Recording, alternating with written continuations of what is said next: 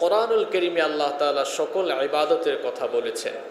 কোরআনুল কারীম খুললে আপনারা দেখবেন আল্লাহ তাআলা কোনো কোনো ইবাদতের কথা এক দুইবার বলেছেন, দুই তিনবার, চারবার, পাঁচবার বলেছেন। যেমন রোজা এবং হাজের ব্যাপারে, হজ এবং রোজা এই ব্যাপারে আল্লাহ তাআলা কোরআনে কারীমে তেমন ডিটেইলস বলেন নাই, আংশিক বলেছেন। রোজার ব্যাপারে, হাজের ব্যাপারে কোরআনুল কারীমের প্রত্যেক পাড়ায় পাড়ায় বর্ণনা করা হয় নাই, প্রত্যেক পৃষ্ঠায় পৃষ্ঠায় বর্ণনা দেওয়া হয় নাই। আবার কোনো কোনো ইবাদতের কথা দেখবেন কোরআনুল কারীমে বারবার বলা হচ্ছে, বারবার রিপিট করা হচ্ছে। আল্লাহ তাআলা যে কোনো আদেশ একবার দিলেই তা ফরজ হয়ে যায়, কিন্তু যখন তিনি কোনো বিষয়কে বারবার রিপিট করেন, যখন কোনো বিষয়কে তিনি বারবার উল্লেখ করেন, এর দ্বারা আল্লাহ তাআলা ওই বিষয়টির গুরুত্ব মানুষের সামনে তুলে ধরতে চান। সম্মানিত মুসল্লিবৃন্দ, যাকাত হচ্ছে এমন একটি গুরুত্বপূর্ণ ইবাদত যেই বিষয়টির কথা আল্লাহ তাআলা কোরআনুল কারীমে বারবার বারবার রিপিট করেছেন, বারবার বলেছেন। আমরা ইসলামের সবচেয়ে নেক আমলগুলোর মধ্যে নামাজ রোজাকে সবচেয়ে বেশি গুরুত্বপূর্ণ আমল মনে করি, কিন্তু আপনারা বলেন তো কোরআনুল কারীমের কোথাও নামাজ এবং রোজাকে কি একসাথে করে বলা হয়েছে? না। কিন্তু আপনি যদি কোরআন পড়েন তাহলে দেখবেন আল্লাহ তাআলা যেখানেই নামাজের কথা বলেছেন প্রায় সকল জায়গায় নামাজের সাথে আল্লাহ তাআলা যাকাতের কথা উল্লেখ করে দিয়েছেন। আপনি যখন কোরআন পড়বেন দেখবেন যেখানেই নামাজের কথা এসেছে প্রায় সকল জায়গায় সেখানে যাকাতের কথাও এসেছে। যেমন আল্লাহ তাআলা বলছেন কোরআনের শুরুতেই দেখেন, আল্লাযীনা ইউমিনুনা বিল গায়ব ওয়া ইউকিমুনাস সালাতা ওয়া মিম্মা রাযাকনাহুম ইউনফিকুন। ভিন্ন অর্থে দেওয়া হয়েছে, সমার্থক শব্দ সেখানে ব্যবহার করা হয়েছে। অন্য আয়াতে আল্লাহ বলেছেন ওয়া আকিমুস সালাতা ওয়া আতুজ যাকাতা ওয়ারকাউ মা'আর রাকিঈন। আবার অন্য আয়াতে এসেছে ইকামিস সালাতি ওয়া ইতাইজ যাকাতি। এভাবে বিভিন্ন ফরম্যাটে, বিভিন্ন ফর্মে আল্লাহ তাআলা কোরআনুল কারীমের বিভিন্ন জায়গায় নামাজ এবং যাকাতকে একসাথে তুলে দিয়েছেন। তার মানে বোঝাই যাচ্ছে যে নামাজ এর মতোই যাকাতটা হচ্ছে ইসলামের গুরুত্বপূর্ণ একটি ইবাদত। যাকাত এটি আরবি শব্দ, এর দুটি অর্থ রয়েছে। এর এক নম্বর অর্থ হলো আত-তাহারা, পবিত্রতা কিংবা আত্মশুদ্ধি অর্জন করা, পরিশুদ্ধ হওয়া। আর যাকাতের দুই নম্বর অর্থ হলো আন-নামাউ ওয়াজ-জিয়াদা, বৃদ্ধি করা, বাড়িয়ে ফেলা। তাহলে যাকাতের এক নম্বর অর্থ আমরা পেলাম আত-তাহারা, পবিত্রতা, পরিশুদ্ধতা, আত্মশুদ্ধি। এখন যাকাতের মাধ্যমে কি পবিত্র হয়? এর উত্তর হলো যাকাতের মাধ্যমে দুটো জিনিসের পবিত্রতা হাসিল হয়। এক নম্বর হচ্ছে যাকাতের মাধ্যমে যাকাতদাতা যিনি তার সম্পদের পবিত্রতা অর্জন হয়ে যায়। যাকাত দেওয়ার মাধ্যমে আল্লাহ তাআলা ওই লোকটার সম্পদকে পবিত্র করে দেন। সুবহানাল্লাহ। যাকাত দেওয়ার মাধ্যমে আল্লাহ তাআলা ওই যাকাতদাতা লোকটার সম্পদের ভেতরে আরো বারাকা বাড়িয়ে দেন। সুবহানাল্লাহ। যাকাতের এক নম্বর অর্থ হলো আত-তাহারা, পবিত্রতা অর্জন করা। যাকাতের মাধ্যমে দুটো জিনিসের পবিত্রতা অর্জন হয়। এক নম্বর হচ্ছে মালের পবিত্রতা, সম্পদের পবিত্রতা। দুই নম্বর হচ্ছে যাকাতের মাধ্যমে বান্দা নিজেকেও পরিশুদ্ধ করার একটি সুযোগ পায়। টাকা পয়সা ইনকাম করতে করতে, ধন দৌলতের মালিক হতে হতে মানুষ মাঝে মাঝে দুনিয়ামুখী হয়ে যায়, মাঝে মাঝে মানুষ আত্মপ্রবঞ্চনায় পড়ে যায়, মাঝে মাঝে মানুষ লোভ লালসা কৃপণতায় ডুবে যায়। মানুষ যেন সেই লোভ লালসা, কৃপণতা এবং দুনিয়ামুখী আচরণ থেকে ফিরে এসে আল্লাহর প্রতি তার ভালোবাসা বৃদ্ধি করতে পারে। এই জন্য আল্লাহ তাআলা যাকাতের ব্যবস্থা করেছেন যেন বান্দা যাকাতের মাধ্যমে সম্পদের পবিত্রতা অর্জন করার পাশাপাশি তার নিজেকেও সে পরিশুদ্ধ করতে পারে। এই জন্য রব্বুল আলামিন কোরআনুল কারীমের 9 নম্বর সূরা সূরাতুত তাওবা এর 103 নম্বর আয়াতে তার হাবিবকে বললেন, খুয মিন আমওয়ালিহিম সাদাকাতান তুতাহিরুহুম ওয়া তুযাক্কিহিম বিহা। আল্লাহ তাআলা বলছেন, হে আমার হাবিব, আপনি এদের কাছ থেকে তাদের সম্পদের সাদাকা গ্রহণ করে তাদেরকে পবিত্র করে দেন, তাদেরকে পরিশুদ্ধ বানিয়ে দেন। তাহলে এই আয়াত থেকে বোঝা গেল যে যাকাতের একটি অর্থ হচ্ছে যে এর মাধ্যমে নিজেকে পরিশুদ্ধ করা। আর যাকাত দেওয়ার পরে যদি নিজেকে আপনি শুদ্ধ করতে না পারেন, পরিশুদ্ধ করতে না পারেন, তাহলে যাকাতের উদ্দেশ্য হাসিল হবে না। অনেকেই তো আছে মানুষ দেখাবার জন্য যাকাত দেয়। আজকের আলোচনার ভেতরে আমরা সবগুলো পয়েন্ট নিয়ে আসবো, সন্নিবেশিত করেছি, আমি সব বলবো ইনশাআল্লাহ। যাকাতের শাড়ি লুঙ্গি বিতরণ হয় না? হয় কিনা? অনেকে আছে যাকাতকে রিলিফ মনে করে, রিলিফ দেওয়ার জন্য যেমন মাইকিং করা হয়, আসেন আসেন অমুক জায়গায় রিলিফ দেওয়া হবে, এখন যাকাতের জন্য প্রচার প্রচারণা মাইকিং চালানো হয়। এগুলো চট্টগ্রামে নাই? আছে, মানে এগুলো সব জায়গায় আছে। তো যাকাত শুধুমাত্র দেওয়ার জন্য দিলে হবে না, দায়িত্ব আদায় করলেই চলবে না। যাকাতের উদ্দেশ্য আপনাকে হাসিল করা লাগবে। যাকাতের প্রথম অর্থই হচ্ছে পবিত্রতা অর্জন করা, নিজেকে পরিশুদ্ধ করে ফেলা। যাকাত দেওয়ার মাধ্যমে নিজেদেরকে যারা পরিশুদ্ধ করতে পারবে না, ওই সকল লোকদের যাকাতের কোনো দাম আল্লাহর কাছে নাই। রব্বুল আলামিন বলছেন, যাকাত দেওয়ার মাধ্যমে নিজেদেরকে পরিশুদ্ধ বানাও, যাকাত দেওয়ার মাধ্যমে নিজেকে পবিত্র বানাও। কোরআনুল কারীমের 92 নম্বর সূরা সূরাতুল লাইলের 14 নম্বর আয়াত থেকে রব্বুল আলামিন বলছেন, فأنذرتكم نارا تلظى لا يصلاها إلا الأشقى الذي كذب وتولى وسيجنبها الأتقى الذي يؤتي ماله يتزكى। আল্লাহ তাআলা বলছেন, অতঃপর আমি তোমাদেরকে লেলিহান অগ্নিশিখার ব্যাপারে সতর্ক করছি। হতভাগ্য লোক ব্যতীত সেই অগ্নিশিখায় অন্য কেউ প্রবেশ করবে না।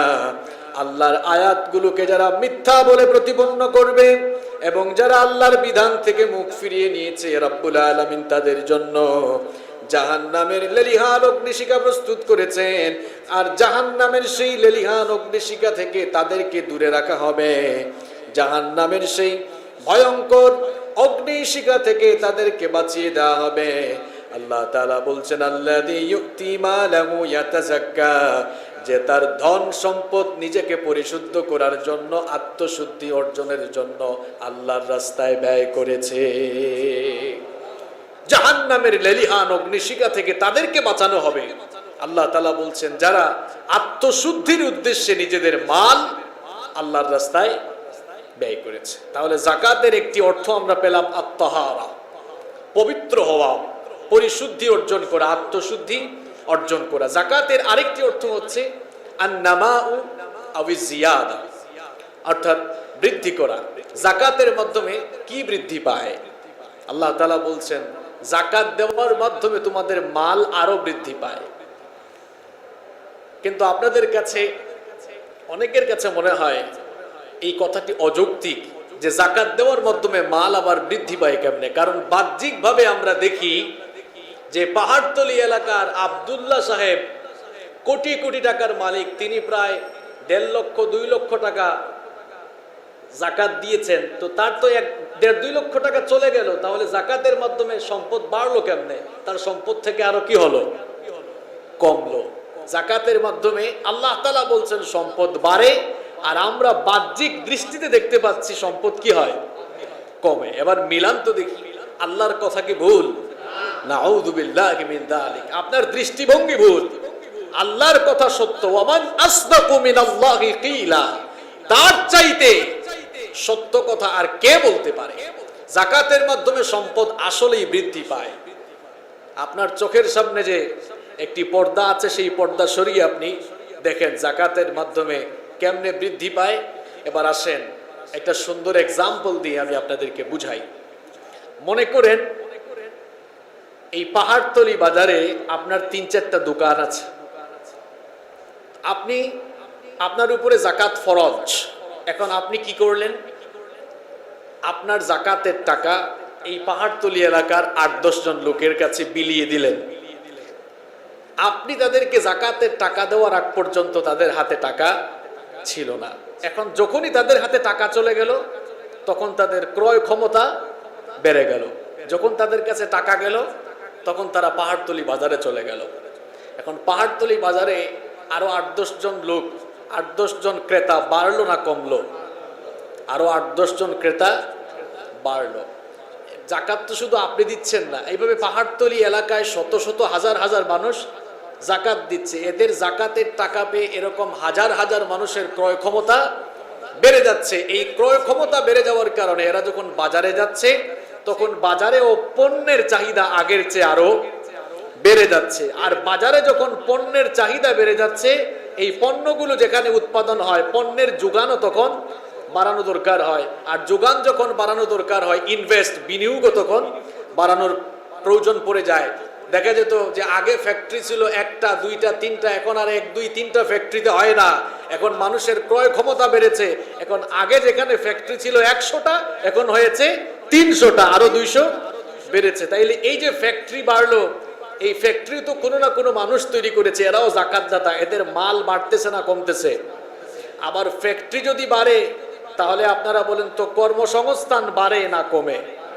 তাহলে দেখতেছেন অবস্থা। যাকাত দেওয়ার মাধ্যমে বাহ্যিকভাবে আপনাদের কাছে মনে হয় সম্পদ কমে, কিন্তু আসলে যাকাত দেওয়ার মাধ্যমে সব দিকে শুধু সম্পদ বাড়ে আর বাড়ে। আপনার যে দোকান আছে পাহাড়তলি বাজারে, যে 3-4টা দোকান আছে, আপনার ওই দোকানেই দেখবেন যাকাত দেওয়ার পরে আপনার বেচাকেনা আগের চেয়ে আরো বেড়ে যাবে। হয়তো আপনি যাদেরকে যাকাত দিয়েছেন তারা আপনার দোকানে এসে না কিনতে পারে, কিন্তু আপনার আশপাশের প্রতিবেশী অনেককে যাকাত দিয়েছে, এরা আবার বিভিন্ন জিনিস ক্রয় করার জন্য আপনার দোকানে এসে ভিড় করবে। তাহলে দেখা যাচ্ছে যাকাত দেওয়ার মাধ্যমে আসলে সম্পদ কমে না, বরং যাকাত দেওয়ার মাধ্যমে একদিকে সম্পদ পবিত্র হয়, আমাদের অন্তর পরিশুদ্ধ হয়, আবার আল্লাহ তাআলা সম্পদে বরকত বাড়িয়ে দেন বলে সম্পদও বেড়ে যায়। সুবহানাল্লাহ।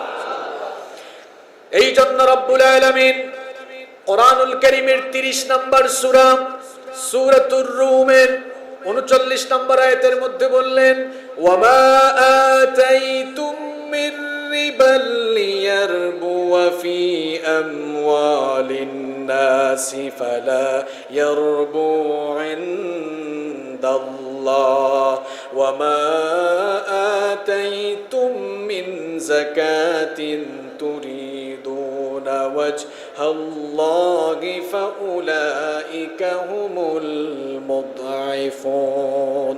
আল্লাহ তাআলা বলছেন, তোমরা যে মাল বাড়াবার জন্য, সম্পদ বাড়াবার জন্য সুদ দাও, সুদ গ্রহণ করো, তোমরা মনে করো সুদের মাধ্যমে সম্পদ বৃদ্ধি পায়। অথচ আমি বলছি শোনো, সুদের মাধ্যমে সম্পদ বৃদ্ধি পায় না, বরং সুদের মাধ্যমে সমাজ আরো ক্ষতিগ্রস্ত হয়। বরং তোমরা আল্লাহকে সন্তুষ্ট করার জন্য যে যাকাত দাও, রব্বুল আলামিন এই যাকাতের মাধ্যমে তোমাদের মাল আরো বাড়িয়ে দেন। আল্লাহ তাআলা করেছেন যাকাতের ব্যবস্থা, আর ইবলিস মিয়া শয়তান করেছে তার উল্টা সুদের ব্যবস্থা। যাকাত আর সুদ হচ্ছে পরস্পর বিপরীত। সুদ হচ্ছে গরিবদের কাছ থেকে নিয়ে ধনীদেরকে দাও, আর যাকাত হচ্ছে ধনীদের কাছ থেকে এনে গরিবদেরকে দাও। পুরা বিপরীত, তাই না? আমরা বাহ্যিকভাবে মনে করি যে সুদখুরদের টাকা খালি বাড়তেছে। সুদখুরদের টাকা হয়তো দুনিয়ায় বাড়ছে, আখিরাত তাদের, এমনকি মরার আগেই তাদেরকে আল্লাহ জিল্লতির ভেতরে ফেলতে পারেন। আল্লাহ পারেন কিনা? এদের দুনিয়াও শেষ, আখিরাতও আমও গেল সালাও। আর সুদখুরদের বিপরীতে যারা যাকাত ব্যবস্থার সাথে নিজেদেরকে শামিল করেছে, যারা যাকাত দিচ্ছে, এদের দুনিয়াও যেমন আছে আখিরাতও। দুনিয়ায় এদের মালের ভেতরে বরকত দিবেন কে? আবার আখিরাতে তাদের উপরে খুশি হয়ে তাদেরকে জান্নাত দিবেন কে? যাকাত দিলে সম্পদ কমে না। আল্লাহ তাআলা অন্য আয়াতে বলছেন, সূরা বাকারা 276 নম্বর আয়াত, ইয়ামহাকুল্লাহুর রিবা ওয়া ইউরবিস সাদাকাত। আল্লাহ তাআলা বলছেন আমি সুদকে নিশ্চিহ্ন করে দিতে চাই, আর সাদাকার মাধ্যমে আমি তোমাদের মাল সম্পদ আরো বাড়িয়ে দিতে চাই। আল্লাহর রাস্তায় যাকাত দিলে, আল্লাহর রাস্তায় দান করলে, আল্লাহর রাস্তায় খরচ করলে আমাদের কাছে মনে হয় যে আমাদের সম্পদ বোধহয় কমে যায়, কিন্তু রব্বুল আলামিন বলছেন আল্লাহর রাস্তায় যখন তোমরা খরচ করবে, দুনিয়ায় তোমাদের মাল যেমন বাড়িয়ে দেব, আখিরাতে তোমাদের জন্য আমি আরো বেশি সওয়াব আর পুরস্কার প্রতিদান বাড়িয়ে দেব। আল্লাহর রাস্তায় যারা খরচ করে তাদের এক্সাম্পল কেমন, তাদের উদাহরণ কেমন? সূরাতুল বাকারার 261 নম্বর আয়াতে রব্বুল আলামিন খুব চমৎকার দৃষ্টান্ত তুলে ধরেছেন। মাসালুল লাযীনা ইউনফিকুনা আমওয়ালাহুম ফি সাবিলিল্লাহি কামাসালি হাব্বাতিন আনবাতাত সাবআ সানাবিলা ফি কুল্লি সুমবুলাতিন মিআতু হাব্বা ওয়াল্লাহু ইউদাঈফু লিমান ইয়াশাউ ওয়াল্লাহু ওয়াসিউন আলিম। রব্বুল আলামিন বলছেন আল্লাহর রাস্তায় যারা তাদের ধন সম্পদ খরচ করে, তাদের উদাহরণ হলো একটি বীজের মতো। অর্থাৎ একটি বীজ যখন বপন করা হয়, ওই বীজ থেকে যেমন একটি শস্যের দানা, একটি শস্য উৎপন্ন হয়। একটি বীজ যদি কেউ বপন করে, ওই বীজ থেকে একটি শস্য গাছ উৎপন্ন হয়।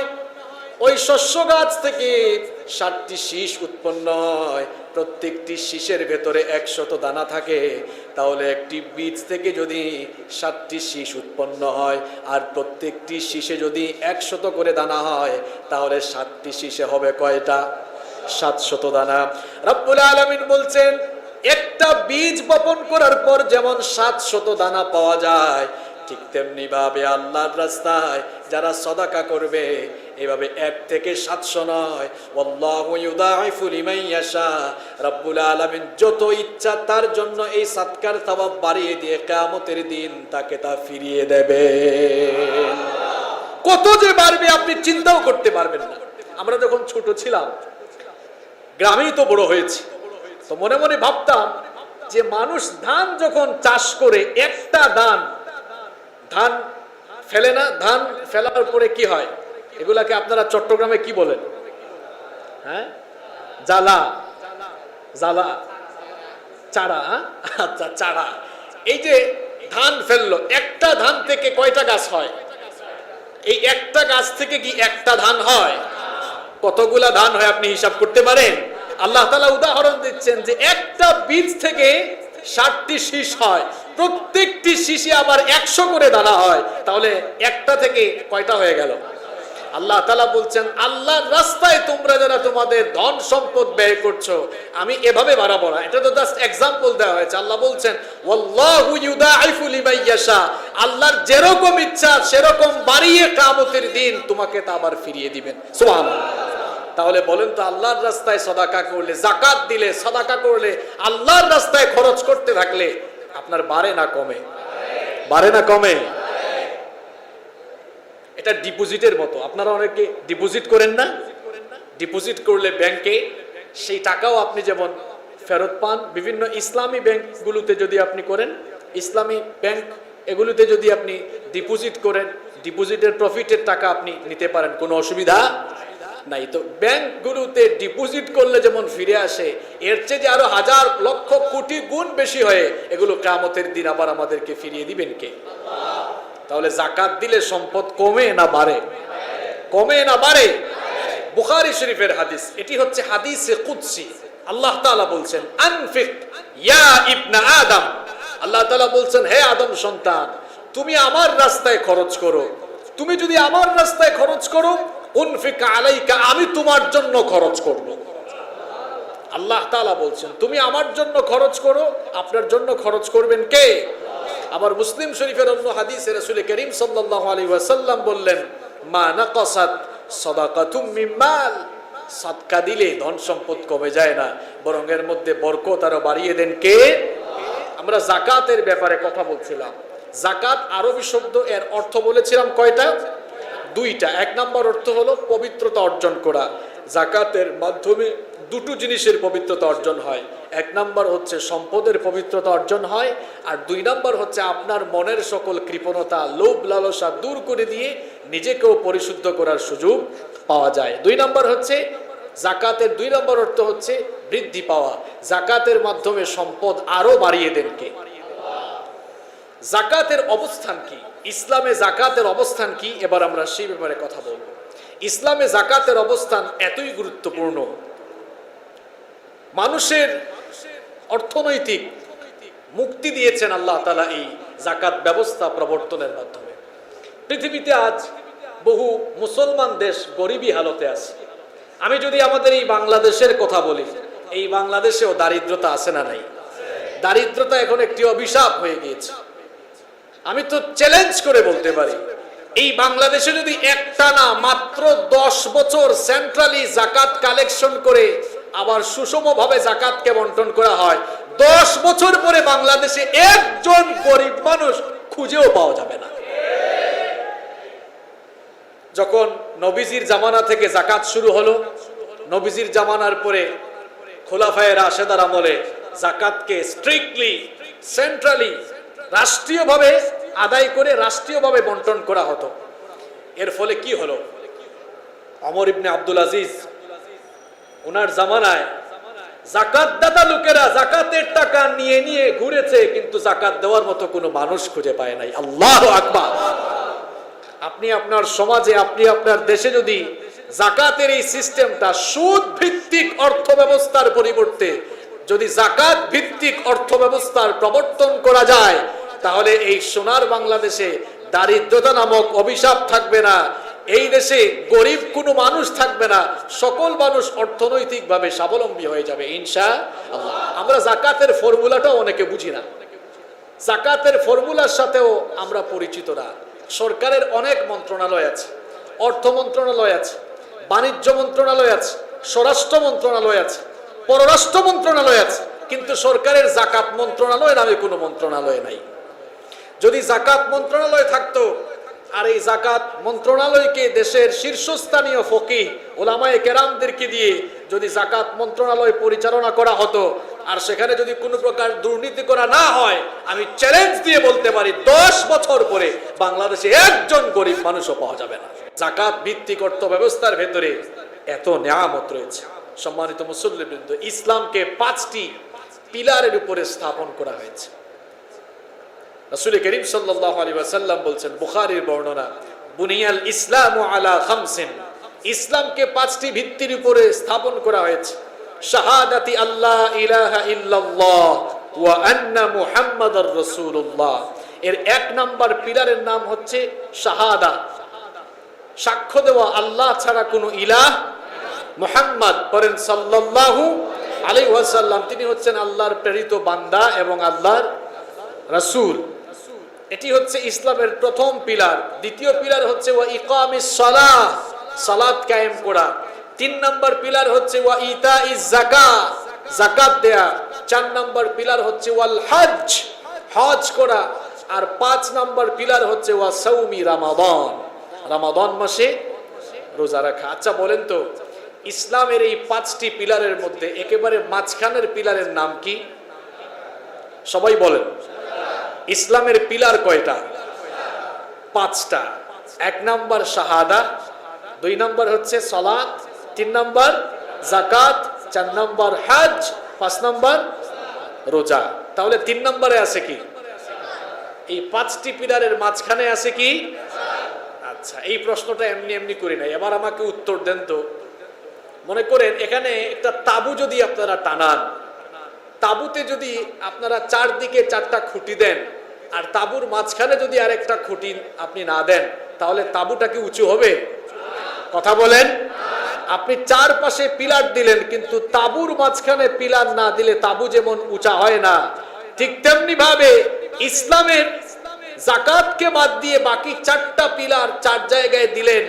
আর যাকাতকে যদি আপনি, যাকাত তো এমনি মাঝখানে আছে, মাঝখানের এই পিলারটাকে যদি ইসলাম নামক তাবুর মাঝখানে আপনি না রাখেন, আপনার সমাজ এবং রাষ্ট্রের গুরুত্বপূর্ণ জায়গায় না রাখেন, তাহলে ওই সমাজ এবং ওই রাষ্ট্রের লোকেরা কখনো মাথা উঁচু করে দাঁড়াতে পারবে।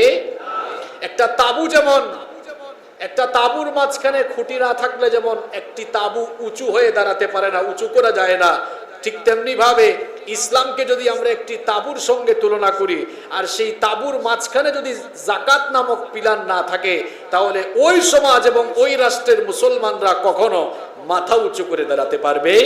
আরে ভাই, মাথা উঁচু করে দাঁড়াতে হলে টাকার দরকার। এই টাকার ফর্মুলা দিয়েছে ইসলাম। ইসলাম মানুষকে দারিদ্রতার দিকে আহ্বান করতে চায় না। যদি দারিদ্রতার দিকে ইসলাম মানুষকে ধাবিত করত, তাহলে যাকাতের মতো এত সুন্দর ফর্মুলা ইসলাম দিত না। বরং আল্লাহ তাআলা তার বান্দাদেরকে ধনী বানাতে চেয়েছেন এই যাকাত ভিত্তিক ফর্মুলার মাধ্যমে। আমরা কপালপুরা নিজেরা হয়েছি, এই গরিবী হালত আমরা নিজেরা ডেকে নিয়ে এসেছি। কারণ আল্লাহর দেওয়া ফর্মুলা বাদ দিয়ে যখনই আমরা শয়তানের তৈরি ফর্মুলা আর মানব রচিত ফর্মুলা গ্রহণ করেছি, তখন থেকে আমাদের কপাল পড়েছে, ঠিক কি না? আল্লাহর দেওয়া যাকাত ভিত্তিক ফর্মুলা গ্রহণ করলে সমাজের ভেতরে, রাষ্ট্রের ভেতরে কোনো দরিদ্র মানুষ, কোনো গরিব মানুষ আর খুঁজে পাওয়া যাবে। তো ইসলামে এই যাকাতের অবস্থান হচ্ছে একেবারে মাঝামাঝিতে, 3 নম্বরে, এবং এই যাকাত নামক পিলার একেবারে সেন্টারে আছে। এই যাকাত নামক পিলারটিকে গুরুত্ব দেওয়া না হলে ওই সমাজ ব্যবস্থা, রাষ্ট্র ব্যবস্থা, তাদের অর্থনৈতিক অবস্থা একেবারে খারাপ হয়ে যাওয়ার সম্ভাবনা রয়েছে। যাকাত হচ্ছে ইসলামের এমন গুরুত্বপূর্ণ একটি বিধান, যাকাত ফরজ হওয়ার পরে কেউ যদি যাকাত না দেয় তাহলে সে গুনাহগার হয়ে যায়, আর যাকাতকে কেউ যদি অস্বীকার করে তাহলে সে বেঈমান এবং কাফের হয়ে যায়। কারণ যাকাত হচ্ছে ইসলামের গুরুত্বপূর্ণ একটি রুকন। এজন্য আবু বকর রাদিয়াল্লাহু আনহু যখন খলিফা নির্বাচিত হলেন, খলিফা হওয়ার পর যাকাত যারা দিবে না তাদের বিরুদ্ধে তিনি যুদ্ধ ঘোষণা করে দিলেন। মুসলিম শরীফে এটি এসেছে, বুখারীতেও এসেছে। তিনি বলেছিলেন, ওয়াল্লাহি, আল্লাহর কসম, লা উকাতিলান্না মান ফাররাকা বাইনাস সালাতি ওয়াজ যাকাত, আমি আল্লাহর কসম করে বলছি, যারা সালাত এবং যাকাতের মধ্যে পার্থক্য করবে আমি অবশ্যই তাদের বিরুদ্ধে যুদ্ধ করব। ওয়াল্লাহি, আল্লাহর কসম করে আমি আরো বলছি, লাউ মানাউনি ইকালান কানু ইউআদ্দুনাহা ইলা রাসূলিল্লাহি সাল্লাল্লাহু আলাইহি ওয়াসাল্লাম লাকাতালতুহুম আলা মানইহা। তিনি বলছেন, আমি আল্লাহর কসম করে বলছি, নবীজির যুগে যারা উটের গলার একটি রশিও সাদাকা করত, যাকাত দিত, এখন যদি তারা তা দিশে অস্বীকৃতি জানায় আমি অবশ্যই তাদের বিরুদ্ধে যুদ্ধ ঘোষণা করব। অন্যান্য সাহাবীরা এই কথা শুনে তারা কেউ আপত্তি করেন নাই, কারণ যাকাত যদি কেউ অস্বীকার করে সে কি আর ইমানদার থাকে না, বেঈমান হয়ে যায়। এজন্য আবু বকর রাদিয়াল্লাহু আনহুকে সবাই সমর্থন দিয়েছিলেন, সবার আগে ওমর রাদিয়াল্লাহু আনহু দিয়েছিলেন সমর্থন। তিনি বলেছিলেন, সত্যি তো, যাকাতকে যে অস্বীকার করবে সে আর ইমানদারির ভেতরে থাকতে পারে। এমনকি এই যাকাতকে যেন ইসলামী রাষ্ট্রের দায়িত্বে যারা থাকবে তারা যেন এই যাকাতকে উত্তোলন করে নিজেরা, তারা যেন যাকাত ভিত্তিক অর্থনীতি চালু করে, জন্য আল্লাহ তাআলা আদেশ দিয়েছেন। আল্লাহ তাআলা বলছেন, আল্লাযীনা ইম্মাক্কান্নাহুম ফিল আরদি আকামুস সালাতা ওয়া আতাউয যাকাতা ওয়া আমারু বিল মা'রুফি ওয়া নাহাউ আনিল মুনকার ওয়ালিল্লাহি আকিবাতুল উমুর। আল্লাহ তাআলা বলছেন, আমি যদি কোনো জনপদে ইমানদারদেরকে ক্ষমতা দেই, আমি যদি কোনো জনপদে, কোনো রাষ্ট্রে যদি ইমানদারদেরকে, আল্লাহওয়ালা লোকদেরকে ক্ষমতা দান করি, ক্ষমতা পেয়ে তারা 4 দফা কাজ করবে। 1 নাম্বার হচ্ছে তারা গোটা সমাজ আর রাষ্ট্র ব্যবস্থায় নামাজ কায়েম করবে, আর 2 নাম্বার হচ্ছে সুদ ভিত্তিক অর্থ ব্যবস্থার পরিবর্তে সেই সমাজ আর রাষ্ট্রে তারা যাকাত ভিত্তিক অর্থনীতি কায়েম করবে। আমরা যদি যাকাত ভিত্তিক অর্থনীতি বাস্তবায়ন করতে পারতাম তাহলে জাতির ঘাড়ে এমন ঋণের বোঝা কখনো চাপতো।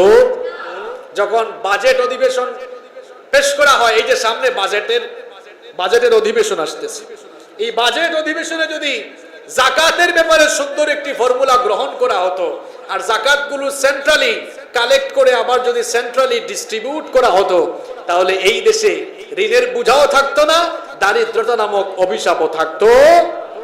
সম্মানিত মুসল্লিবৃন্দ, এই জন্য যাকাত ইসলামের গুরুত্বপূর্ণ একটি বিধান। এই বিধান ফরজ করেছেন কে? যাকাতের এই বিধান শুধুমাত্র আমাদের উম্মতের জন্যই ফরজ নয়, বরং ইতিপূর্বে অন্যান্য নবীর উম্মতের জন্য আল্লাহ তাআলা যাকাতের এই বিধানকে ফরজ করে দিয়েছিলেন।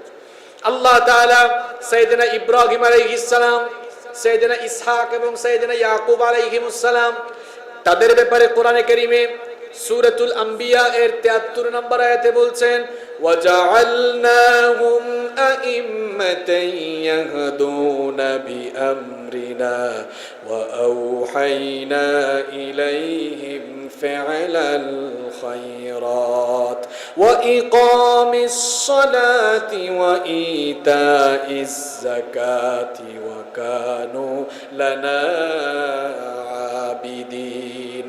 আল্লাহ তাআলা বলছেন, এভাবে করে আমি ইব্রাহিমকে, ইসহাককে এবং ইয়াকুবকে নেতৃত্বের আসনে সমাসীন করেছিলাম।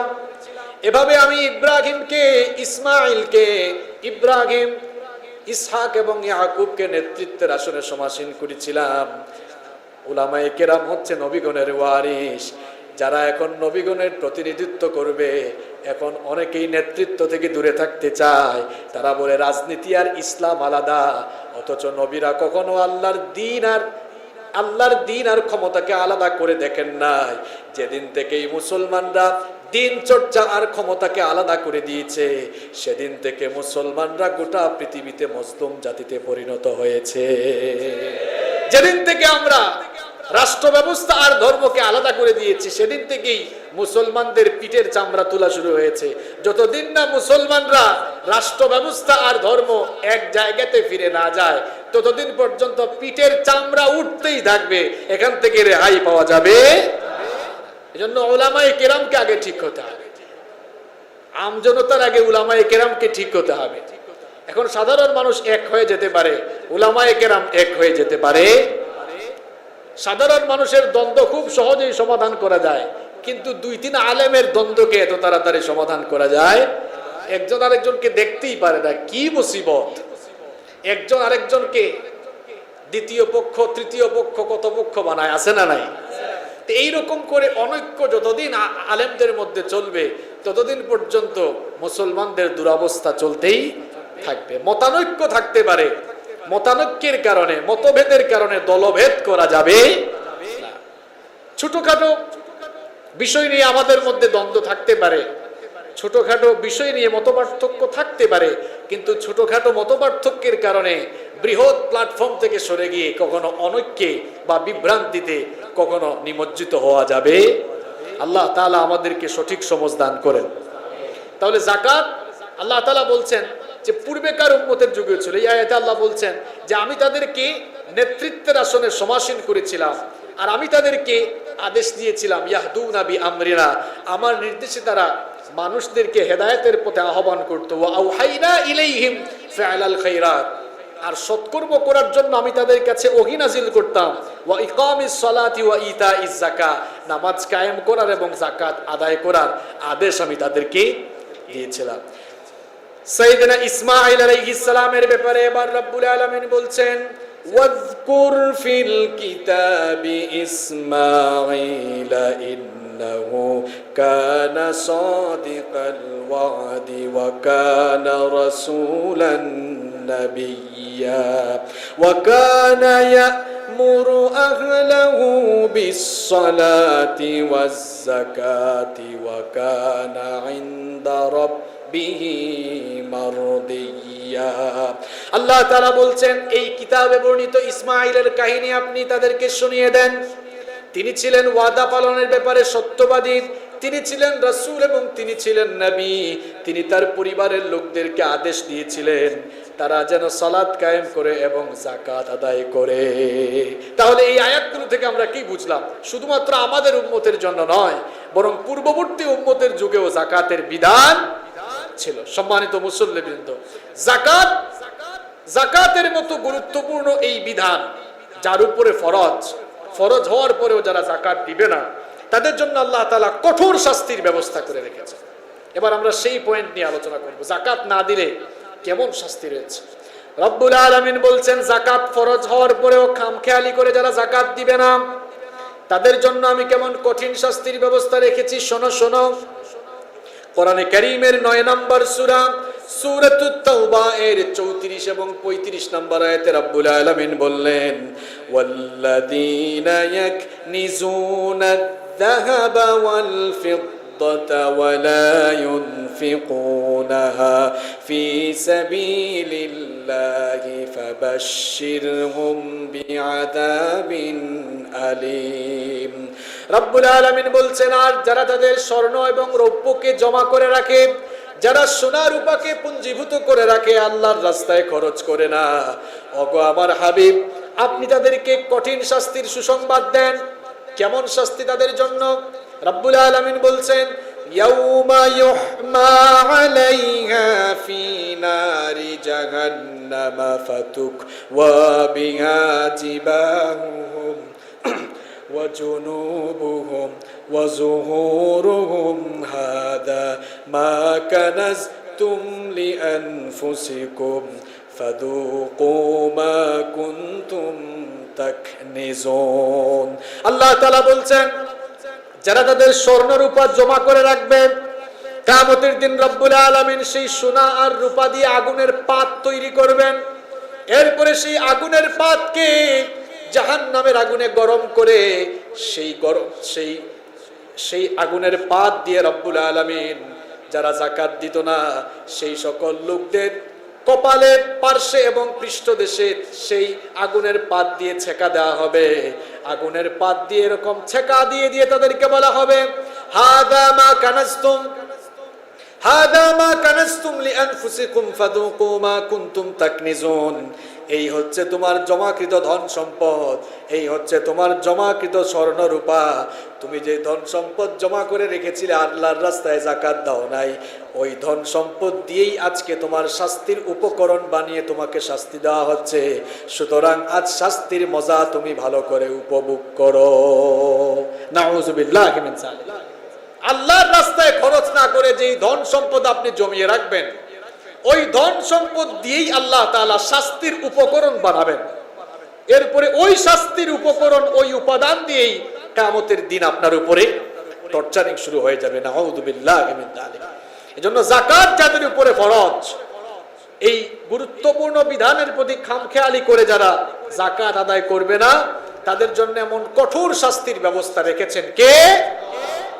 আবার বুখারী শরীফে হাদিস এসেছে, রাসূল করিম সাল্লাল্লাহু আলাইহি ওয়াসাল্লাম বলেছেন, মান আতাহুল্লাহু মালান ফালাম ইউআদ্দি যাকাতাহু মুসিলা লাহু ইয়াউমাল কিয়ামাতি শুজাআন আকরা। আল্লাহর নবী বলেছেন, যাকে আল্লাহ তাআলা ধন সম্পদ দিয়েছেন, ধন সম্পদ পাওয়ার পরেও সেই ধন সম্পদের যাকাত যারা দিল না, রব্বুল আলামিন তাদের সেই ধন সম্পদগুলোকে কিয়ামতের দিন ভয়ঙ্কর একটি সাপে পরিণত করবেন, যেই সাপের মাথার মধ্যে দুটি দাগ থাকবে। লাহু যাবিবাতানি ইউতাওয়াকুহু ইয়াউমাল কিয়ামাতি সুম্মা ইয়াখুযু বিলিহজিমাতাইহি। ওই সাপটি তখন পা থেকে নিয়ে একেবারে গলা পর্যন্ত পেঁচিয়ে যাবে। গলা পর্যন্ত পেঁচিয়ে যেই লোকগুলো ধন সম্পদ জমিয়ে রাখতো, যাকাত দিত না, তাদের গালের দুই পাশে দংশন করতে থাকবে। নাউযুবিল্লাহি মিন যালিক। তাকে বলা হবে, এই সাপই তোমার জমাকৃত ধন সম্পদ, আর সেটিকেই শাস্তির উপকরণ বানিয়ে শাস্তি দিচ্ছেন কে? এজন্য আল্লাহ তাআলার কঠিন শাস্তি থেকে যদি আমরা বাঁচতে চাই, তাহলে যাকাত যাদের উপরে ফরজ, এই যাকাত আদায় করে ফেলতে হবে। যাকাতের টাকা পাই করে হিসাব করে যাকাত আদায় করতে হবে, নইলে আল্লাহর শাস্তি থেকে রেহাই পাওয়া যাবে। শুধু কি আখিরাতে শাস্তি আছে, দুনিয়ায় বুঝি নাই? ফেরাউনের মতো শয়তানকে যেমন আল্লাহ তাআলা গোটা পৃথিবীর জালেমদের জন্য নিদর্শন বানিয়েছেন, ঠিক তেমনি ভাবে পৃথিবীর টাকাওয়ালা পয়সাওয়ালা লোকদের জন্য একটা লোককে আল্লাহ নিদর্শন বানিয়েছেন। সেই লোকটার নাম কি? কারুন। সেই লোকটার নাম কি? কারুন। কারুন কে ছিল? কারুন ছিল মূসা আলাইহিস সালামের চাচাতো ভাই। কারুন ছিল মূসা আলাইহিস সালামের চাচাতো ভাই। এই কারুনকে আল্লাহ তাআলা অঢেল ধন সম্পদ দান করেছিলেন। কেমন ধন সম্পদ দিয়েছেন জানেন? আপনাদের চট্টগ্রাম শহরে এমন কোটিপতি নাই। চট্টগ্রাম শহর কি, গোটা পৃথিবীতে বিল গেটসও তার মতো এত ধন দৌলতের অধিকারী ছিল না। শুনেন কারুনকে আল্লাহ কত সম্পদ দিয়েছিলেন। আল্লাহ তাআলা কোরআনে কারীমের 28 নম্বর সূরা সূরাতুল কাসাসের, কাসাস মানে কাহিনী, কাহিনীর নামে আল্লাহ একটা সূরা দিয়েছেন। আপনারা উপন্যাস পড়েন, গল্প পড়েন, গল্পের নামে আল্লাহ একটি সূরা দিয়েছেন। আর এই সূরা যে কি চমৎকার সূরা, সুবহানাল্লাহ। এই সূরার মধ্যে আল্লাহ বিভিন্ন কাহিনী তুলে দিয়েছেন। সূরাতুল কাসাস, সূরার নাম কি? সূরা কাসাস। কাসাস মানে কাহিনী। এই সূরাটি আপনারা বাসায় অবসর সময়ে পড়বেন। বিভিন্ন নবীদের কাহিনী, আবার বিভিন্ন জালেম, বিভিন্ন জানোয়ারদের কাহিনী এখানে আছে। এগুলো পড়লে অনেক শিক্ষা নেওয়া যাবে ইনশাআল্লাহ। সূরাতুল কাসাসের ৭৬ নম্বর আয়াত থেকে কারুনের ঘটনা আল্লাহ বর্ণনা করছেন। আল্লাহ তাআলা বলছেন, ইন্না কারুনা কানা মিন কওমি মূসা ফাবাগিয়া আলাইহিম ওয়া আতাইনাহু মিনাল কুনুজি মা ইন্না মাফাতিহাহু লাতানূউ বিল উসবাতি উলিল কুওয়া ইয ক্বালা লাহু কওমুহু লা তাফরাহ ইন্নাল্লাহা লা ইউহিব্বুল ফারিহিন। আল্লাহ তাআলা বলছেন, নিশ্চয়ই কারুন ছিল মূসা আলাইহিস সালামের কওমের অন্তর্ভুক্ত। এই কারুন অদ্ভুত প্রকাশ করেছিল, অদ্ভুতপূর্ণ আচরণ করেছিল। এই কারুনকে রব্বুল আলামিন এমন ধন সম্পদ দিয়েছিলেন। আল্লাহ তাআলা বলছেন, ওয়া আতাইনাহু মিনাল কুনুজ, আমি তাকে এমন ধন সম্পদ দিয়েছিলাম, এত নিয়ামত দিয়েছিলাম, মা ইন্না মাফাতিহাহু লিতানূউ বিল উসবাতি উলিল কুওয়া, কারুনকে এত সম্পদ দিয়েছিলাম, তার ধন সম্পদ যেখানে যেখানে সে রাখতো, এইগুলোর যে চাবি ছিল, এই চাবি বহন করার জন্য একেবারে কয়েক দল শক্তিশালী যুবক, তার সেই ধন সম্পদের চাবিগুলো বহন করা তাদের জন্য কষ্টসাধ্য হয়ে যেত। আল্লাহু আকবার। চিন্তা করেছেন, তাকে আল্লাহ এত ধন সম্পদ দিয়েছেন, তার ধন সম্পদ যে যে জায়গায় রেখেছে, এগুলোর এত পরিমাণ চাবি ছিল যে এই চাবিগুলো বিরাট বিরাট শক্তিশালী যুবকদের দল ওই চাবিগুলা বহন করতেই তাদের জন্য কষ্টসাধ্য হয়। তো আল্লাহু আকবার। চাবি বহন করতে গিয়ে যদি এই অবস্থা হয়, চাবির ভিতরে যে মাল আছে না জানি কি অবস্থা। তো এই কারণ, তাকে যখন রব্বুল আলামিন এত নিয়ামত দিলেন, মূসা আলাইহিস সালাম তিনি তো পয়গম্বর, ফেরাউনের কাছে তিনি দাওয়াত দিয়েছিলেন ঈমানের দাওয়াত, আর কারুনের কাছে দাওয়াত দিয়েছিলেন যাকাতের দাওয়াত। কিসের দাওয়াত? কারুনকে বললেন, তোমাকে যে আল্লাহ তাআলা এত ধন সম্পদ দিয়েছেন, এগুলো তো আল্লাহর দেওয়া নিয়ামত। এই কথা শুনে কারুন তখন বলেছিল, ক্বালা ইন্নামা উতীতুহু আলা ইলমিন ইনদি। কারুন বলেছিল, যেগুলো তো আমার যোগ্যতা দিয়ে অর্জন করা নিয়ামত। দেখেছেন অবস্থা? আমাদের দেশ, আমাদের সমাজে এরকম কিছু মানুষ আপনি দেখবেন, আল্লাহ দিয়েছেন এটা স্বীকার করতে চায় না। সব সময় মুখে মুখে মানুষকে শোনায়, যেগুলো আমি কষ্ট করে অর্জন করেছি, সব আমার যোগ্যতা দিয়ে অর্জন করেছি। এগুলো মানুষের কথা না, এগুলো কারণীয় কথা।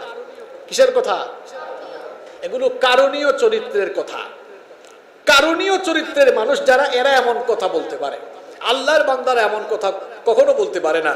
বরং আল্লাহর বান্দা যারা, আল্লাহকে যারা ভয় করে, তাদের জবান থেকে ভিন্নভাবে কথাগুলো বের হবে যে আলহামদুলিল্লাহ, আল্লাহ তাআলাই আমাকে এইসব নিয়ামত দিয়েছেন। আপনাকে এই নিয়ামতগুলো দিয়েছেন কে? তো মূসা আলাইহিস সালাম যখন কারুনকে বললেন যে, কারুন, তোমাকে তো আল্লাহ তাআলা এত ধন সম্পদ দিয়েছেন, এই ধন সম্পদের, এই নিয়ামতের শুকরিয়া আদায় করো, আল্লাহর রাস্তায় খরচ করো, কিছু বিলিয়ে দাও। সে তখন বলল, এগুলো তো আল্লাহ আমাকে দেন না, এগুলো আমার নিজের জ্ঞান, বিবেক, যোগ্যতাকে কাজে লাগিয়ে আমি অর্জন করেছি। মূসা আলাইহিস সালাম তখন বললেন, আল্লাহকে ভয় করো, আল্লাহর দেওয়া দান, আল্লাহর দেওয়া ধন সম্পদগুলোকে আবার আল্লাহর রাস্তায় তুমি খরচ করো, নতুবা যে আল্লাহ দিয়েছেন সে আল্লাহ কেড়ে নিতে পারেন কিনা। সকালবেলার ধনীকে বিকালবেলা ফকির যিনি বানাতে পারেন তিনি কে? সকালবেলার ফকিরকে বিকালবেলা যিনি ধনী বানিয়ে দিতে পারেন তিনি কে? আহা, কারুন হেদায়াত নিল না, হেদায়াত গ্রহণ করল না, তার অদ্ভুতপূর্ণ আচরণ বাড়তেই থাকলো। সবশেষে কি হলো? আল্লাহ তাআলা এই সূরা কাসাসের মধ্যেই বলছেন, অনেক লম্বা কাহিনী, আমরা সেদিকে যাচ্ছি না। কিভাবে ধ্বংস করা হলো আল্লাহ তাআলা বলছেন, ফাখাসাফনা বিহি ওয়া বিদারিহিল আরদ। আল্লাহ তাআলা বলছেন যে আমি কারুনকে তার প্রাসাদ সহ ভিটে মাটি সুদ্ধা মাটির নিচে তাকে আমি কি করে দিলাম? দাবিয়ে দিলাম। মিশরের ফাইয়ুম নামক এলাকায় তার সেই বাড়ি ছিল, সেখানে তাকে দাবিয়ে দেওয়া হয়েছে। হাদিসের মধ্যে এসেছে, নবীজি বলেছেন যে কিয়ামত পর্যন্ত কারুন তার সম্পদ সহ নিচের দিকে পতিত হতে থাকবে। তাহলে পৃথিবীর সম্পদশালীদের জন্য এক নিদর্শনের নাম হচ্ছে কারুন। আপনি ধন সম্পদ পেয়ে বেশি লাফালাফি করলে কারুনের মতো পরিণতি দুনিয়ায় করে দিতে পারেন কে? ধন সম্পদের বড়াই করা যাবে না, আজ আছে কাল নাও থাকতে। কত ধনী মানুষ হঠাৎ করে ফকির হয়ে গিয়েছে ভিটে মাটি ছাড়া, এরকম আছে। আমি গত মাসে না মনে হয় 2 মাস আগে দেখলাম যে সাবেক পার্লামেন্টারিয়ান, ওনার নাম ভুলে গেছে আমি, সাবেক সংসদ সদস্য ছিলেন তিনি বাংলাদেশের, কোন দলের ছিলেন আমি জানি না, এখন তার থাকার জন্য বাড়ি নাই। দেখছেন কিনা আপনারা টেলিভিশনে এই রিপোর্টটা দেখছেন? মানুষের অবস্থা কোথার থেকে কি হইতে পারে। এই জন্য ধন সম্পদ পেয়ে কারুনের মতো অদ্ভুত করা যাবে না, বরং ধন সম্পদ পেলে আল্লাহ তাআলাই দিয়েছেন, আল্লাহর রাস্তায় খরচ করে যেতে হবে। আল্লাহ তাআলা তৌফিক দান করেন। এবার যাকাতের ব্যাপারে মৌলিক কথায় আমরা চলে যাব ইনশাআল্লাহ। এতক্ষণ যাকাতের অর্থ, ইসলামে যাকাতের অবস্থান, যাকাতের গুরুত্ব এবং যাকাত না দেওয়ার শাস্তি, এই 4টি পয়েন্টে আপনাদের সামনে আমি আলোচনা করেছি। এবার আমরা আলোচনা করব যে যাকাত কার উপরে ফরজ, কোন কোন সম্পদের কি পরিমাণ যাকাত দিতে হবে, যাকাত কাকে কাকে দিতে হবে এবং যাকাতের মূল উদ্দেশ্য কি, এই ব্যাপারে আমরা সংক্ষেপে কথা বলবো ইনশাআল্লাহ। যাকাত কার উপরে ফরজ? যাকাত কার উপরে ফরজ? এর উত্তর হচ্ছে সুস্থ স্বাধীন যে কোনো মুসলমান, সুস্থ, আমি আবারও বলছি, সুস্থ স্বাধীন কোনো মুসলমানের কাছে যদি 7.5 তোলা বা 7.5 ভরি স্বর্ণ এবং 52 তোলা রৌপ্য কিংবা তার সমপরিমাণ নগদ অর্থ থাকে, নগদ টাকা থাকে, এবং সেই টাকা যদি তার কাছে 1 বছর পর্যন্ত স্টে করে, তাহলে তাকে এই সম্পদের 2.5% হারে আল্লাহর রাস্তায় যাকাত দিতে হবে এবং তার উপরে এই যাকাত দেওয়া হচ্ছে ফরজ। যাকাত সাধারণত মৌলিকভাবে 5টি সম্পদ থেকে যাকাত দিতে হয়। 5 ধরনের সম্পদের উপরে যাকাত রয়েছে। কোন সম্পদের কতটুকু নেশাব হলে পরে কতটুকু যাকাত দিতে হবে, এবার আমরা সে ব্যাপারে কথা বলবো ইনশাআল্লাহ। 5 ধরনের সম্পদের যাকাত দিতে হয়। আপনার যা সম্পদ আছে সব সম্পদের যাকাত দেওয়া লাগবে না।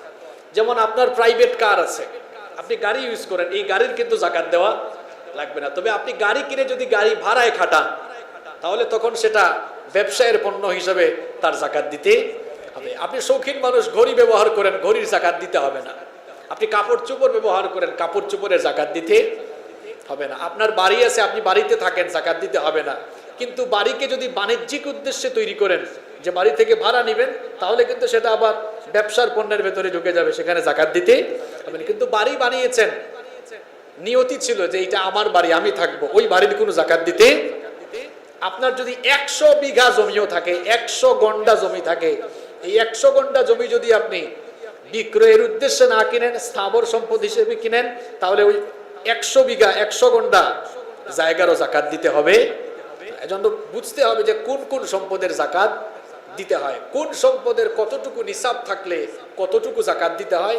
এবার আমরা সে ব্যাপারে জানবো ইনশাআল্লাহ। 1 নম্বর হচ্ছে স্বর্ণ এবং রূপা। স্বর্ণ এবং রূপা কারো কাছে থাকলেই যাকাত দেওয়া লাগবে না, বরং নিসাব টাচ করা লাগবে। নিসাব পরিমাণ হলে পরে যাকাত দিতে হবে। স্বর্ণের নিসাব হলো, যদি কারো কাছে 7.5 তোলা, তোলা মানে ভরি, ভরি বুঝেন তো আপনারা, 7.5 ভরি স্বর্ণ যদি কারো কাছে থাকে এবং সেটা যদি 1 বছর তার মালিকানায় থাকে, তাহলে তার উপরে যাকাত দেওয়া ফরজ। 7.5 ভরির কম যদি থাকে তাহলে যাকাত দিতে হবে না। রূপার ক্ষেত্রে 52.5 তোলা রূপা যদি কারো কাছে থাকে এবং সেটাও যদি তার কাছে 1 বছর স্টে করে, তাহলে তাকে 2.5% হারে যাকাত দিতে হবে। এখন মা বোনদের একটি প্রশ্ন এখানে থাকতে পারে যে আমরা যে সকল সোনা রূপা ব্যবহার করি, স্বর্ণ এবং রৌপ্যের যে অলংকারগুলো আমরা ব্যবহার করি, সেগুলো কি যাকাত দেওয়া লাগবে? হ্যাঁ, অবশ্যই সেগুলোর যাকাত দেওয়া লাগবে। এ ব্যাপারে যদিও ফুকাহে কেরামগণের মধ্যে মতভেদ রয়েছে, সংখ্যাগরিষ্ঠ ফুকাহে কেরাম এবং বিশুদ্ধ মত হলো এই যে ব্যবহৃত অলংকারেরও যাকাত দিতে হবে, যদি সেটি স্বর্ণের ক্ষেত্রে 7.5 ভরি হয় এবং রূপার ক্ষেত্রে যদি 52.5 ভরি হয়, এবং যদি 1 বছর আপনার মালিকানায় থাকে, মা বোনরা যারা শুনছেন, তাহলে সেটার যাকাত দিয়ে দিতে হবে। এখন প্রশ্ন আসতে পারে যে হুজুর জাকাত হিসাব করব কিভাবে? আপনি হিসাব করবেন এইভাবে, মনে করেন আপনার কাছে এখন 8 ভরি স্বর্ণ আছে, তাহলে নিসাব পরিমাণ সম্পদ আপনার কাছে আছে, কারণ 7.5 ভরি হলে তো হয়ে যায়, আপনার কাছে 8 ভরি আছে অথবা 10 ভরি আছে। এই 10 ভরি স্বর্ণের বিক্রয় মূল্য কত এটা আপনি বের করবেন। বিক্রয় মূল্য বের করে এর 2.5% আপনি জাকাত দিয়ে দিবেন। এরপরে হচ্ছে 2 নম্বর হচ্ছে নগদ টাকা। নগদ টাকারও জাকাত দিতে হয়। এখন নগদ টাকা আপনার কাছে কয়েক হাজার টাকা থাকলেই আপনার উপরে জাকাত ফরজ হবে না। নগদ টাকার ব্যাপারে যে স্ট্যান্ডার্ড ধরা হয়েছে, যে নিসাব ধরা হয়েছে, সেটি হচ্ছে এই: যদি কারো কাছে 7.5 তোলা স্বর্ণ অথবা 52.5 ভরি রৌপ্য কিংবা তার সমপরিমাণ নগদ টাকা থাকে, আর সেই টাকা যদি তার মালিকানায় 1 বছর থাকে, তাহলে তাকে তার ওই সম্পদের 2.5% হারে জাকাত দিতে হবে। এখানে একটি বিষয়, আপনার কাছে 7.5 ভরি স্বর্ণের সমপরিমাণ টাকা নাই, কারণ স্বর্ণের ভরি তো এখন অনেক দাম বেড়ে গিয়েছে করোনা আসার পরে, এখন মনে হয় 70,000-এর মতো, হ্যাঁ 74,000, 70,000 করেও যদি ধরেন, তাহলে 7 ভরি 7.5 ভরি স্বর্ণের দাম কত হয়? 5 লাখ টাকার উপরে, তাই না? 5 লাখ টাকার উপরে। কিন্তু রূপার দাম 52.5 ভরি রূপার দাম কত হয়? সর্বোচ্চ 50 থেকে 55,000 টাকা হতে পারে। তাহলে আপনার কাছে যদি রূপার নেশাব সমপরিমাণ টাকা থাকে, এই টাকাটা আবার থাকতে হবে আপনার প্রয়োজন ফিলাপের পরে, আপনার বেসিক নিড, আপনার সকল প্রয়োজন ফিলাপের পরে অতিরিক্ত হিসাবে এটা থাকতে হবে। এমনকি আপনার চিকিৎসা, আপনার শপিং, আপনার বিনোদন, সব কিছুর পরে এই টাকাটা অতিরিক্ত থাকা লাগবে। ইসলাম মানুষের উপরে বোঝা চাপিয়ে দেয় না, সুবহানাল্লাহ। ফিল আপ করে বিনোদন, ঘোরাফেরা, সফর, চিকিৎসা, শপিং, সব কিছুর পরে যদি আপনার কাছে এই 7.5 ভরি পরিমাণ স্বর্ণের সমপরিমাণ টাকা কিংবা 52.5 ভরি রূপার সমপরিমাণ নগদ অর্থ থাকে, আর সেটা যদি 1 বছর আপনার কাছে স্টে করে, তাহলে আপনাকে 2.5% হারে জাকাত দিতে। এক্ষেত্রে অনেকের প্রশ্ন থাকতে পারে যে হুজুর, আমাদের যাদের ডিপিএস করা আছে, ব্যাংকে টাকা আছে, প্রভিডেন্ট ফান্ডে টাকা আছে, সেটাও কি জাকাতের টাকার সাথে অ্যাড করতে হবে? অবশ্যই অ্যাড করতে হবে। এজন্য আপনি ব্যাংক স্টেটমেন্ট নেবেন, যেদিন আপনি জাকাতের টাকা হিসাব করেন, আপনি ব্যাংক থেকে স্টেটমেন্ট এনে আপনার ব্যাংকে কত টাকা আছে মোট হিসাব করে এরপরে 2.5% হারে জাকাত দিতে হবে। জাকাতের টাকা কিন্তু অনুমান করে দিলে পরে চলবে না, একদম পাই পাই করে খাতা কলম নিয়ে বসে হিসাব করে এরপরে জাকাতের টাকা দেওয়া লাগবে। আর এখানে যে 1 বছরের কথা আমি বলছি, সেটা চন্দ্র বৎসর, সৌর বৎসর নয়। চন্দ্র বৎসর হচ্ছে 354 দিনে। 300 কত দিনে? 54 দিনে। এখন আপনি যদি মহররম সফর হিসাব করতে না পারেন, আপনি যদি ইংরেজি মাসের হিসাবে জাকাত দেন, তাহলে 2.5% নয়, 2.58% হারে তখন আপনাকে জাকাত দিতে হবে। তাহলে গেল নগদ টাকার হিসাব গেল। 3 নম্বর হচ্ছে ব্যবসায়ের পণ্যের উপরে কি পরিমাণ জাকাত দিতে হবে। আপনার কাছে যদি বিক্রির উদ্দেশ্যে কোনো পণ্য যদি আপনি ক্রয় করে থাকেন, তাহলে অবশ্যই সেটারও জাকাত দিতে হবে। 4 নম্বর হচ্ছে প্রাণী সম্পদের জাকাত রয়েছে, তবে সকল প্রাণী সম্পদের জাকাত দেওয়া লাগবে না, শুধুমাত্র বাহিমাতুল আনআম, যেগুলো গবাদি পশু যদি আপনার কাছে থাকে, সেই গবাদি পশুর জাকাত দিতে হবে। এখন গবাদি পশু মানে গরু, ছাগল, উট, মহিষ, ছাগল, ভেড়া, এগুলো আপনার কাছে 2-3টা থাকলেই জাকাত দিতে হবে না, বরং এগুলো জাকাত ফরজ হওয়ার জন্য কিছু শর্ত রয়েছে। এর 1 নম্বর শর্ত হলো চতুষ্পদ জন্তু, এগুলোর জাকাত দেওয়ার জন্য 1 নম্বর শর্ত হলো এগুলো সাইমা হতে হবে। সাইমা কি হতে হবে? সাইমা, বিচরণশীল পশু, অর্থাৎ যেগুলো মাঠে ঘাটে চারণ ভূমিতে বিচরণ করে ঘাস খায়, যেগুলোকে আপনি কষ্ট করে টাকা খরচ করে ঘাস খাওয়াতো, ভুসি খাওয়ানো লাগে না। 2 নম্বর শর্ত হচ্ছে এগুলো আপনার মালিকানায় থাকা লাগবে। 3 নম্বর শর্ত হচ্ছে যে এগুলো নেশাব পরিমাণ থাকা লাগবে। 4 নম্বর হচ্ছে পরিপূর্ণ 1 বছর থাকা লাগবে, নেশাব পরিমাণ থাকতে হবে।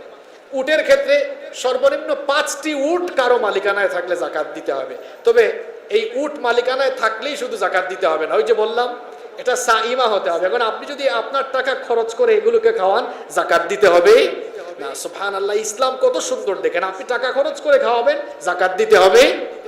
আপনার 10-12টা গরু থাকলেই জাকাত দিতে হবে না, অন্তত পক্ষে 30টা গরু থাকলে এরপরে আপনাকে জাকাত দিতে হবে। 30টা গরু থাকলেই হবে না, এগুলোকে যদি আপনি ভুসি খাওয়ান, শ্রমিক খাটান, তাহলে আর জাকাত দিতে, ওই যে শর্ত বললাম, এগুলো মাঠে ঘাটে বিচরণ করে ঘাস খেতে হবে। এগুলোর পেছনে আপনার খরচ যদি না হয়, তাহলে এগুলোর জাকাত দিতে হবে। ছাগলের ক্ষেত্রে অন্তত 40টি ছাগল থাকা লাগবে। এখন অনেকের তো গরুর ফার্ম আছে, ছাগলের ফার্ম আছে। এখন তাদের উপরে কি জাকাত আসবে না? তাদের উপরে গবাদি পশুর যে নেশাব রয়েছে সেই নেশাবের আলোকে জাকাত আসবে না, তাদের উপরে ব্যবসার পণ্য হিসাবে জাকাত আসবে। কারণ তারা তো ফার্ম করছে বিজনেসের উদ্দেশ্যে, সেখানে দুধ আসতেছে, দুধ বিক্রি করছে। আপনি যেদিন জাকাতের টাকা হিসাব করবেন, আপনি সেদিন আপনার বিক্রিত সকল আপনার পণ্যগুলোর বিক্রয় মূল্য হিসাব করে এরপরে জাকাতের টাকা হিসাব করা লাগবে। এরপরে নাম্বার 5 নাম্বার হচ্ছে ফসলের জাকাত, যা আমাদের সমাজ থেকে একেবারে বিলীন হয়ে গিয়েছে। এই ফসলের জাকাতকে বলা হয় আরবিতে উশর অথবা নিসফু উশর। ফসলের জাকাত এটি আমাদের সমাজে আজ নেই বললেই চলে। এই ফসলের জাকাত, এটি ফসল উৎপাদন করলেই একজন কৃষককে জাকাত দিতে হবে না, অন্ততপক্ষে 5 অসক পরিমাণ ফসল যদি কেউ উৎপাদন করে তাহলে জাকাত দিতে হবে।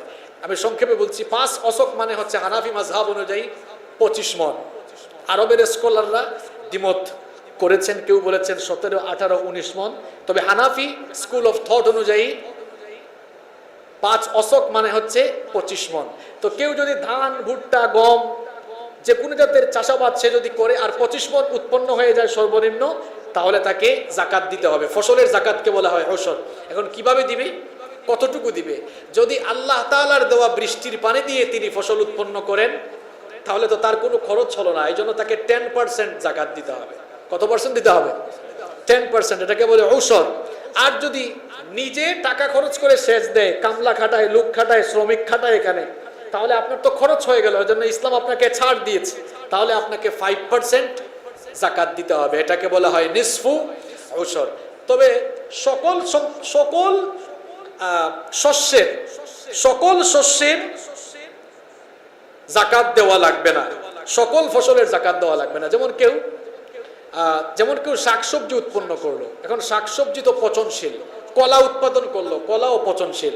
পচনশীল জিনিসের জাকাত দেওয়া যায় না। পচনশীল জিনিসের জাকাত ফসলের জাকাত হিসাবে না দিলেও এটা বিকৃত পণ্য হিসাবে, ব্যবসার পণ্য হিসাবে জাকাত দিতে হবে। কারণ আপনি তো এগুলো উৎপাদন করেছেন ব্যবসার উদ্দেশ্যে, সেই জন্য এগুলো ব্যবসার পণ্য হিসাবে আপনাকে জাকাত দেওয়া লাগবে। তাহলে 5 ধরনের সম্পদের কি পরিমাণ নেশাব থাকলে কতটুকু জাকাত দিতে হবে আমরা এটা সংক্ষেপে জেনে ফেললাম। এবার মাসারিফুজ জাকাত, জাকাতের কয়টা খাত আছে এটা 2-3 মিনিটে বলে আমরা আলোচনা শেষ করবো ইনশাআল্লাহ। জাকাত 8 শ্রেণীর মানুষকে দেওয়া যায়। কয় শ্রেণীর মানুষকে? আল্লাহ তাআলা সূরাতুত তাওবা এর 60 নম্বর আয়াতে বলছেন যে তোমরা যাদের উপরে জাকাত ফরজ, এই 8 শ্রেণীর মানুষের মধ্যে জাকাত বিলিয়ে দাও। ইন্নামাস সাদাকাতু লিল ফুকারা, 1 নম্বর হচ্ছে ফকিরদের মাঝে জাকাত দাও। 2 নম্বর হচ্ছে ওয়াল মাসাকিন, মিসকিন যারা তাদেরকে জাকাত দাও। ফকির আর মিসকিনের ডেফিনেশন কি? ফকির মানে হচ্ছে অভাবী, মানলাহু শাইউন, যার কিছু আছে কিন্তু এটা দিয়ে তার চলে না, তার ঘর চলে না, পরিবার চলে, তাকে বলা হয় ফকির। আর মিসকিন মানে যার কিছুই নাই। তাহলে 1 নম্বর হচ্ছে ফকির, অভাবী, মিসকিন, অসহায়, যার কিছুই নাই। 3 নম্বর হচ্ছে ওয়াল আমিলিন, জাকাত আদায়ের কাজে নিযুক্ত কর্মকর্তা কর্মচারী। এটা ইসলামী রাষ্ট্র থাকলে পরে হয়। ইসলামী রাষ্ট্রে সরকার কেন্দ্রীয়ভাবে জাকাত উত্তোলন করে, আর সেই কাজে যে সকল কর্মকর্তা কর্মচারী থাকবে তাদের বেতন জাকাতের টাকা থেকে দেওয়া যাবে, কোনো অসুবিধা নাই। 4 নম্বর হচ্ছে ওয়াল মুআল্লাফাতি কুলুবিহিম, ইসলামের দিকে চিত্ত আকর্ষণের জন্য, ইসলামের দিকে অমুসলিমদের মন ধাবিত করার জন্য। কোন অমুসলিম এটা আপনাকে বুঝতে হবে। জাকাতের টাকা কিন্তু একেবারে অমুসলিমদেরকে দেওয়া যায় না, তাদেরকে আপনি জাকাত দিতে পারবেন।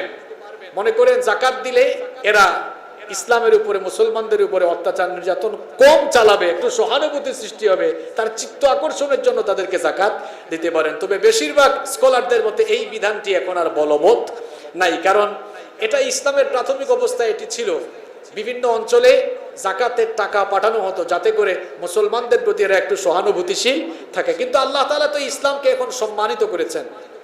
সাহাবীদের যুগ থেকে আল্লাহ তাআলা ইসলামকে সম্মানিত করেছেন, বিশেষ করে আবু বকর রাদিয়াল্লাহু আনহু, ওমর রাদিয়াল্লাহু আনহুর যুগ থেকে আল্লাহ তাআলা ইসলামকে সম্মানিত করেছেন। এই জন্য বেশিরভাগ উলামায়ে কেরামের দাবি হলো, বক্তব্য হলো এই বিধানটি এখন আর নেই। 5 নাম্বার হচ্ছে ওয়াফির রিকাব, দাস দাসী মুক্ত করার কাছে। এই দাস দাসীর প্রথাও তো এখন নাই, তবে ইমাম মাহদি যখন আসবেন তখন অনেক যুদ্ধ হবে, তখন আবার দাস প্রথা চালু হবে।